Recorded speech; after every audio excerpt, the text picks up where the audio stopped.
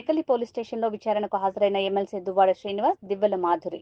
మరోవైపు రాష్ట్ర వ్యాప్తంగా సోషల్ మీడియాపై నిఘా పెట్టిన పోలీసులు. టెక్కలి పోలీస్ స్టేషన్లో 23 నిమిషాల పాటు దువ్వాడను విచారించిన పోలీసులు.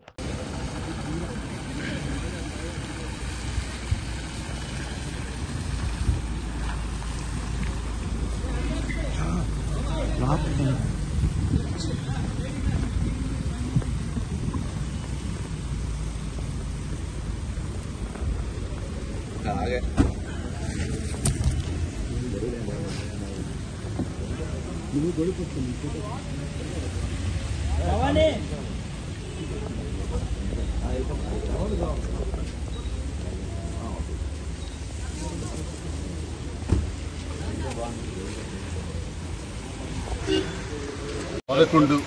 11/22 సంవత్సరం మీరు ఒక స్టేట్మెంట్ ఇచ్చారు. పవన్ కళ్యాణ్ని విమర్శిస్తూ, పవన్ కళ్యాణ్ మీద చెప్పు చూపిస్తూ, పవన్ కళ్యాణ్కి మీరు కొన్ని మాటలు కూడా, దుర్భాషలు కూడా ఆడారు. అది ఎక్కడి నుంచి ఆడారు, ఏ గృహం నుంచి ఆడారు, ఏ ప్రాంతం నుంచి ఆడారు అని నాకు ఇప్పుడు స్టేషన్ SHO టెక్కలి వారు ప్రశ్నించడం జరిగింది. దీనికి కారణం ఏంటంటే, ఇదే ఏడాది అంటే 2024వ సంవత్సరం 11వ నెల 19వ తారీఖు అంటే కరెక్ట్గా 2 ఏళ్ళ తర్వాత నా మీద ఒక ఫిర్యాదు వచ్చింది. కిరణ్ కుమార్ అనే వ్యక్తి నా మీద ఫిర్యాదు చేశాడు. ఏంటంటే నేను పవన్ కళ్యాణ్కి తిట్టానని, విమర్శించానని. కాబట్టి నా మీద చర్యలు తీసుకోమని సెక్షన్స్ కూడా నా మీద పెట్టడం జరిగింది. 153, 154, 153, 504, 506, 505, 509, సెక్షన్ 67 5T యాక్ట్ ఇవి పెట్టడం జరిగింది. ఈ సెక్షన్స్ ద్వారా ఈరోజు మీరు హాజరవ్వాలని 41 నోటీస్ నాకు ఇవ్వడం జరిగింది.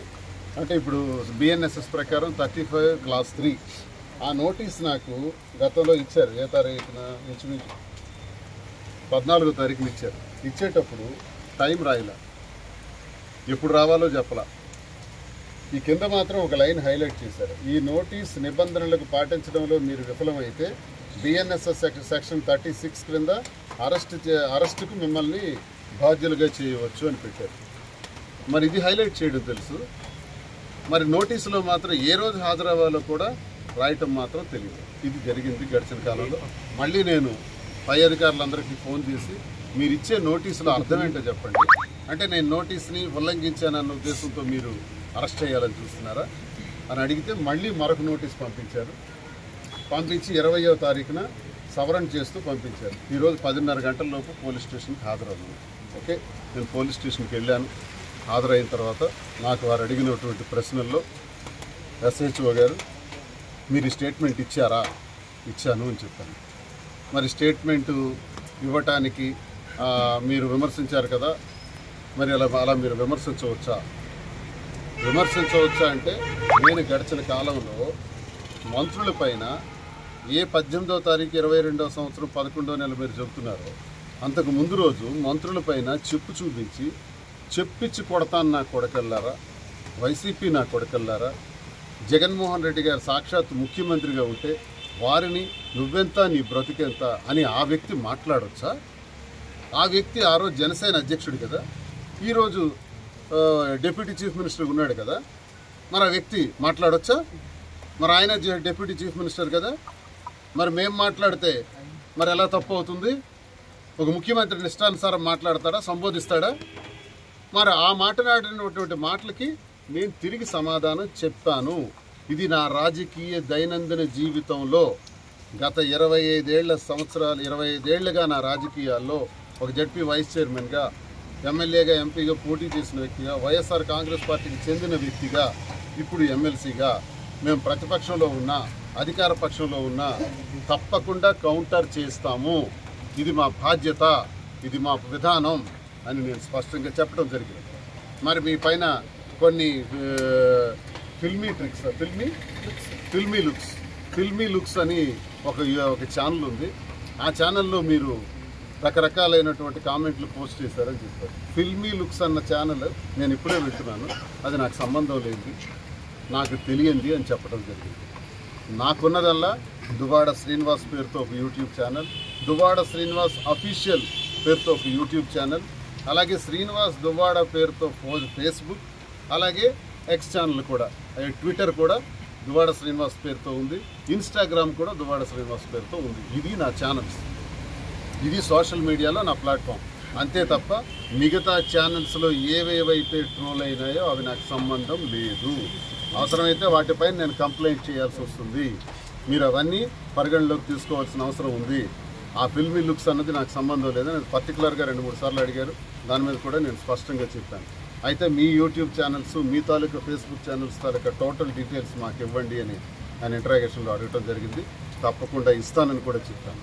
మళ్ళీ మీకు నా చేత సంతకం పెట్టించుకున్నారు.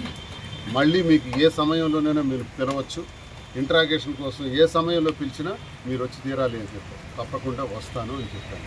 అది ఈరోజు జరిగినటువంటి పోలీస్ స్టేషన్లో నాకు పిలిచి వారి ఇంటరాగేషన్లో నాతో ఆడినటువంటి మాటలని మరి ప్రజలందరూ కూడా నేను తెలియజేస్తున్నాను. ఏది ఏమైనా సరే ఇది కక్ష సాధింపు చర్యల కోసం ఇలా 2 ఏళ్ల క్రితం జరిగినటువంటి ఒక ఆరోపణ, నేను ఇచ్చినటువంటి స్టేట్మెంట్, ఆ స్టేట్మెంట్కి ఇప్పుడు కేసు కట్టడం. నేను లా చేశాను, లా స్టూడెంట్ని. ఇలా 2 ఏళ్ల తర్వాత కూడా, 2 ఏళ్ల ఒక రోజు ఎక్స్ట్రా అయింది, 2 ఏళ్ల ఒక రోజు తర్వాత కూడా ఎఫ్ఐఆర్ వేయొచ్చా? మరి ఇప్పుడైనా దానిపైన ఇదే నేను చేసినటువంటి స్టేట్మెంట్ పైన ఇదివరకు కంప్లైంట్స్ ఉన్నాయా? లేవే. మరి ఇప్పుడు ఎవరో కంప్లైంట్ ఇస్తే మీరు ఎఫ్ఐఆర్ వేయడం ఏంటి? ఒకవేళ కంప్లైంట్ ఇచ్చే వ్యక్తి ఎవరు? పవన్ కళ్యాణా? నేను పవన్ కళ్యాణ్కి దూషించానని కదా కంప్లైంట్. మరి పవన్ కళ్యాణ్ కంప్లైంట్ ఇవ్వలేదే. మరి ఎవరో కిరణ్ కుమార్ అంట. ఆ కిరణ్కి కంప్లైంట్కి సంబంధం ఏంటి? అసలు నాకు కిరణ్కి సంబంధం ఏంటి? ఏంటి చట్టం ఎటుపోతుంది? ఏంటి కేసులు? అంటే సాక్షాత్తు ఒక ఎమ్మెల్సీగా ఉన్న నన్ను, ప్రజాప్రతినిధిగా ఉన్న నన్ను, వైఎస్ఆర్ కాంగ్రెస్ పార్టీకి చెందినటువంటి వ్యక్తులు అని నన్ను తెచ్చి స్టేషన్లో పెడితే, నన్ను తెచ్చి నా పైన కేసులు కడితే నేను భయపడిపోతాను. తద్వారా క్యాడర్ అంతా కూడా వైఎస్ఆర్ కాంగ్రెస్ పార్టీ నాయకులు, కార్యకర్తలందరూ చెల్లాచెదరైపోతారు, భయపడిపోతారు. ఇలా భయపెట్టి వీళ్ళని జైళ్ళు, కేసులు పెట్టించి హింసిస్తే ఆ పార్టీ దెబ్బతింటుంది అని అనుకుంటున్నారేమో.